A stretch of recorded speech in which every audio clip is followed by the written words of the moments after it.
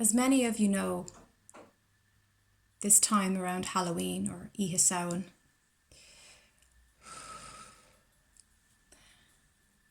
it's a time where we can commune and connect with the non-physical, with spirit, incredibly easy.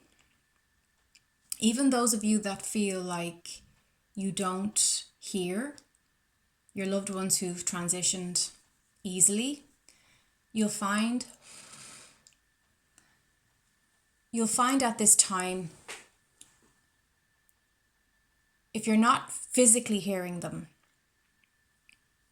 you'll have symbols, signs, synchronicities so much more frequently.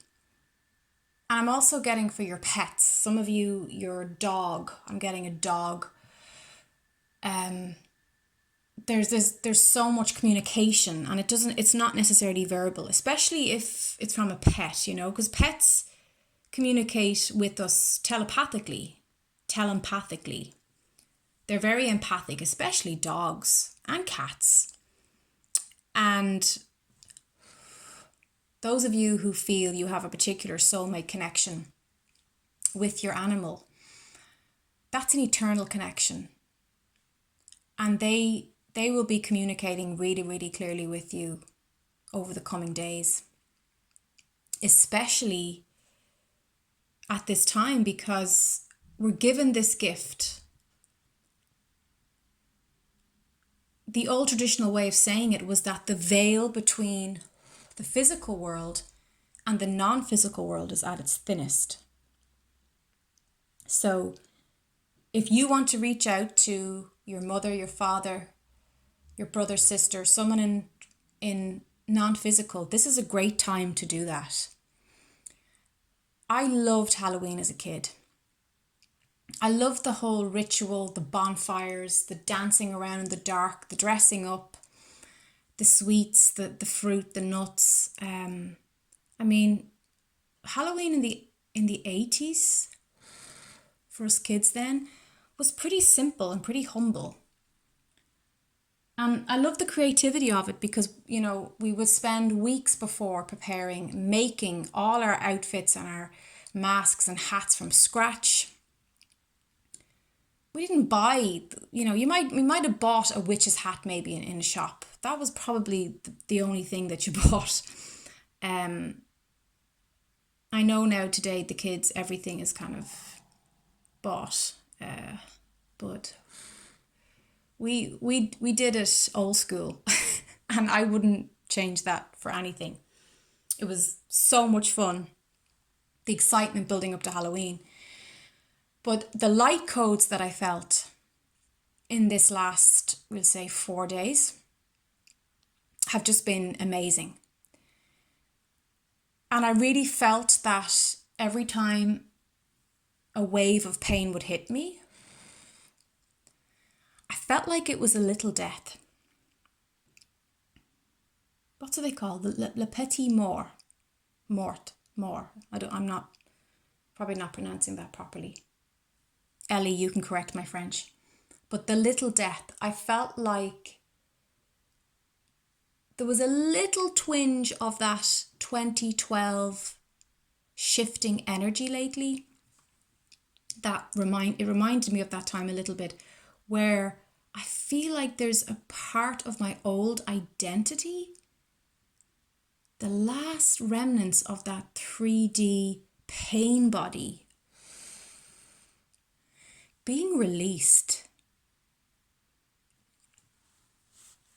being cleansed and removed.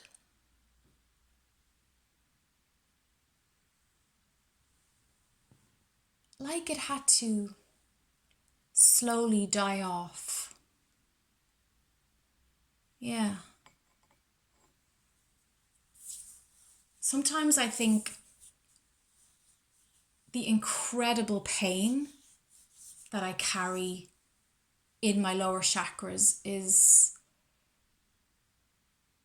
like a healing on behalf of mass consciousness. They do say, and I do believe this, Matt Kahn teaches this, and I've always felt this because I've seen it when I work with groups, that when one person heals and integrates pain and trauma, they do it on behalf of everybody, of the collective.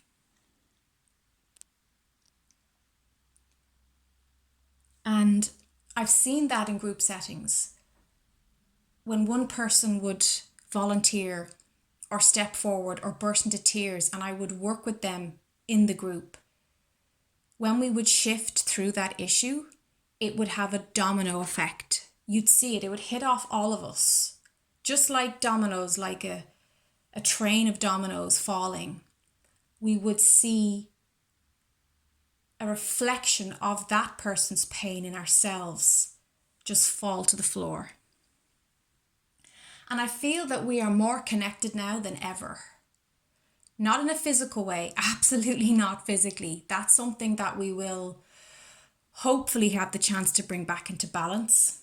And having spent a lot of my life on my own and really enjoyed in the last 10 years undoing that, at the same time, it prepared me greatly for being on my own quarantined this time round. So I've spoken before of how I feel many of us empaths, we've come to this pandemic prepared, which has been a great strength because we've been able to be strong for other people when they've been struggling throughout this year. I feel though we are very spiritually, emotionally, energetically vibrating and connecting in a deep conscious way. I even sometimes have some of you who watch me on YouTube, I know your names and I can tune into your energy field. Some of you I know as clients who've come to me, we've done Skype sessions, or you've come to me in person to my clinic.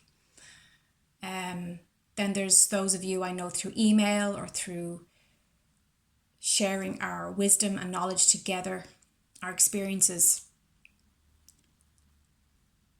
I felt today like Spirit wants me to select a few of you and actually bilocate. I remember as a kid, astral projection was a fun thing I did every night.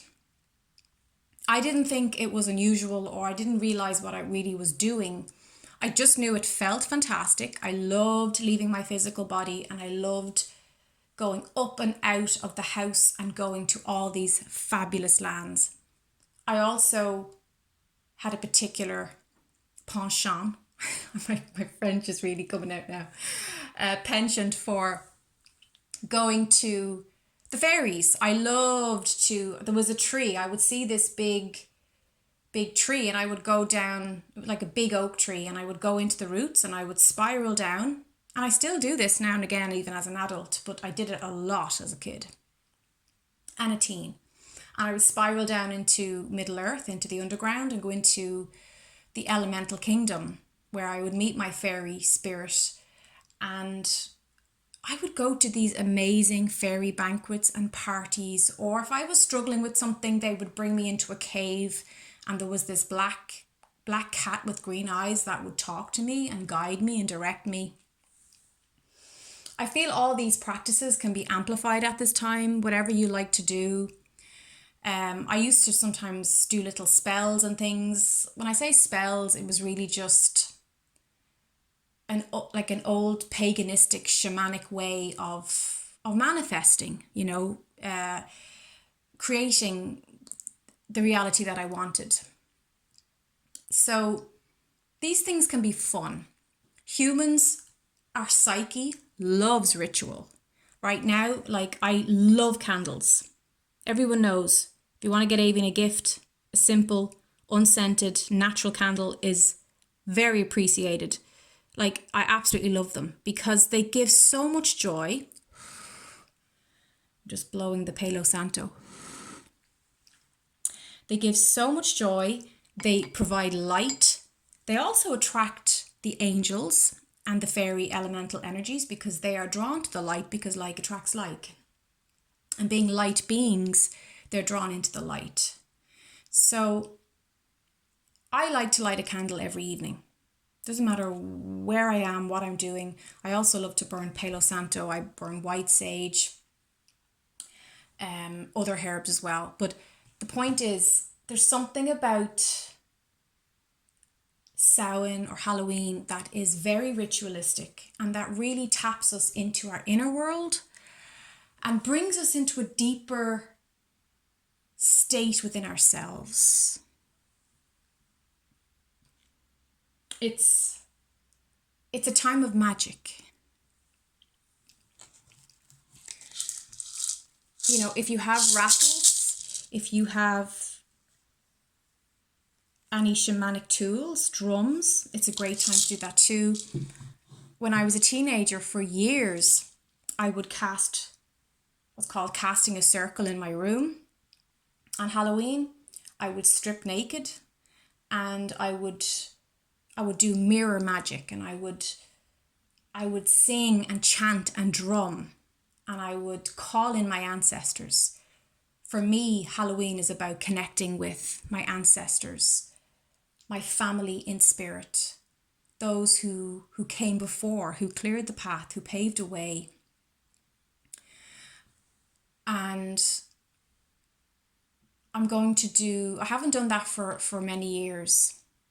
I've done versions of it, but I think I'm going to do my own more mature version of that tomorrow. For those of you in Ireland, there's Ishnock, which is a place people like to go up. It's a really high hill. And usually, pre-COVID, that's where a lot of us would go and meet.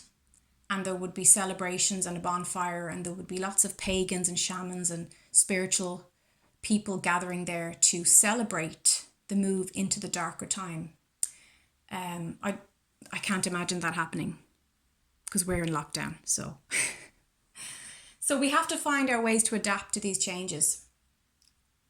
And whether you can share your ritual with someone or do it on your own, even if it's simply lighting a candle and having a simple prayer to your ancestors in spirit and thanking them for all that they integrated on your behalf, for all the challenges that they overcame, the things they healed, so that you, as an ancestor of their future, did not have to carry that lineage or did not have to carry the pain of that genetic pain body. There's a lot to be said for that, because every time we heal and transmute things, we're not just doing it on behalf of ourselves, like I said, and the collective consciousness, but you're actually clearing a pathway for your children and for your children's children. And you're breaking a vicious cycle. So I think it's important to honor our elders, to honor our ancestors.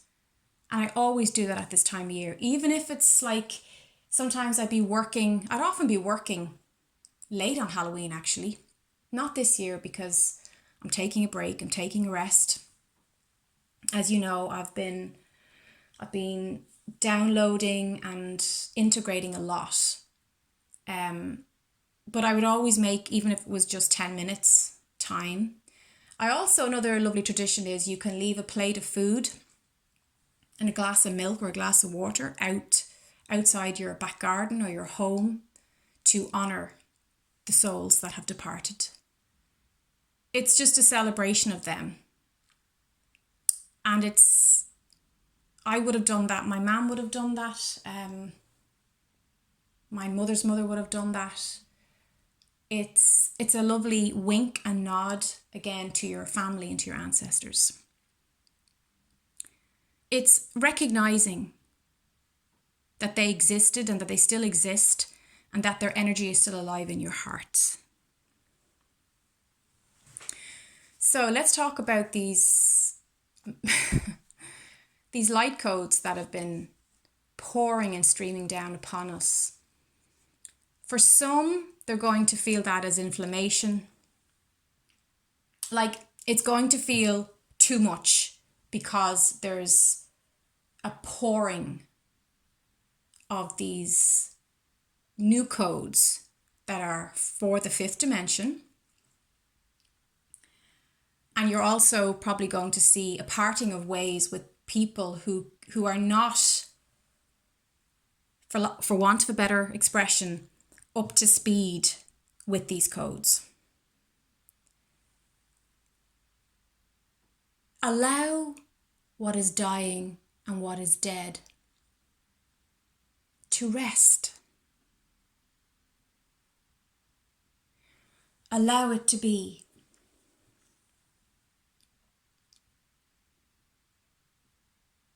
There's been too much pushing and pulling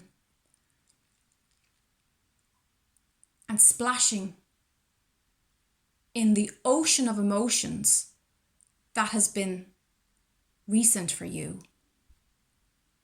And if you can just take a big deep breath, fill your body with that energy of relief and release, you'll find that you'll float to the surface now. The blue moon is going to bring in unusual circumstances, changes, shifts. Just don't push against the tide. You're actually going to work against yourself if you try to sweep things under the rug or you try to thrash around in the water. Just let this big wave of emotion, just let it wash over you. And stick your head out over the surface, breathe in, and you'll naturally float. That's the paradox of this. It's the thrashing, the throwing, the toing and froing, the not knowing that's actually causing you stress. So this is a time of release and peace as we move into December or into November. Momentum is going to gain. There's going to be a quickening of energy as we move more into the end of November into December. So just allow yourself to complete this time of rest and give yourself relief any way that you can.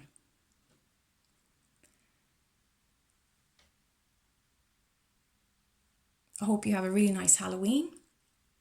I hope that you do some little ritual that honors your belief system and honors your people, your tribe, and gives back and says thank you. Remember, you're integrating on behalf of the entire world. Every time you heal a wound and you allow your pain body to calmly, mildly bring that inflammation down, you're actually doing that not just on behalf of your own soul, but your entire soul group. So thank you. Blue Moon blessings.